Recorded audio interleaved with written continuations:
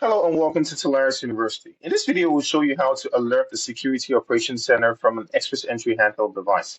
Now, this is useful if you have an incident on site and the security operator wants to send an alert to the administrator so that they can know what's going on. Now, we assume in this video that you have XPressEntry installed, you see in the middle of my screen here, and that you have your handheld installed, you see on the far right of my screen. To enable this feature, we need to go into Tools, Settings, and we're looking for the panic alert settings under the reader profiles. Now we hit enable panic alert to enable this feature. And as you can see, there are lots of features under this feature. One of them is to enable the buttons on the XPressEntry XPID 200 device. And so I'll just enable a few of these buttons. And if you go down, the next set of features says we can enable all the buttons. I just click that. We have another feature to show the panic alert button on the screen, which is useful if you don't want to use the buttons on the device. And there's a feature to vibrate the device when you have a panic alert. This is useful if you want to know if that alert has actually been sent to the server. Now let's hit save and see how this works. If you see on the far right of my screen, there's a button right in the middle of the screen that triggers the panic alert. So let's hit that button and see what happens. Immediately you hit that button, an alert is sent to the server and it pops up on the screen of the administrator so they know that there's an alert from that device at that time. Now you can just acknowledge on the server side.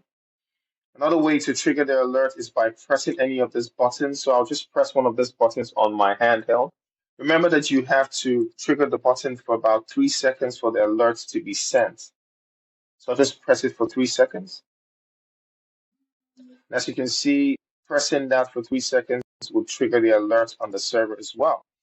Now, as you can see, there's no confirmation. I don't actually know if this alert was sent. So a good way to ensure that the alert has been sent or to at least give a confirmation is to enable this next feature, which says to show confirmation after sending the panic alert or to require confirmation before sending the panic alert. So let's see what happens when we trigger that.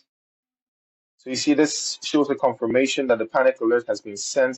That way you know on the handheld end that you've actually sent the alert. So let's see what happens with the other feature.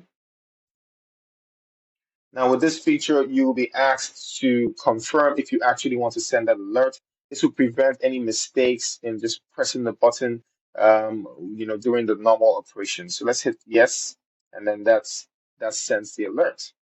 Now, in order to prevent abuse of this feature, you can set a limit to the amount of alerts that can be sent every so and so amount of minutes. So let's hit that feature and see, okay, we want to send only one alert every 10 minutes. Remember, we sent a few alerts, so we're expecting the device to prevent us from sending any further alerts when we enable this feature. So let's see what happens.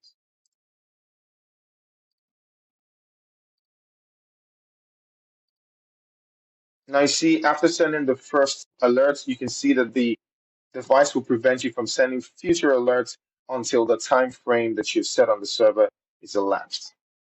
Now, one more thing you can do with Panic Alert is to view the alerts on the server. And to do this, let us go into the server and enable that frame. So we can go into server, go into generals, into the general settings and select alarms and hit save. Now this enables the tabs. Let's just expand here, the alarm tab. And this shows you, as you can see, all the alerts that we've been sending from the device are shown on the screen.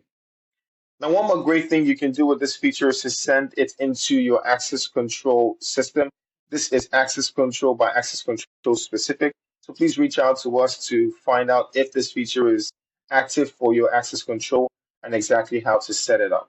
It is very useful in case you want to receive those alerts on the access control side and if you're monitoring all the activities from XPressEntry from your access control. Now, this brings an end to the demonstration of this feature. Please feel free to reach out to us at helpdesk@tolaris.com for any technical queries or sales@tolaris.com for any product inquiries. Thank you.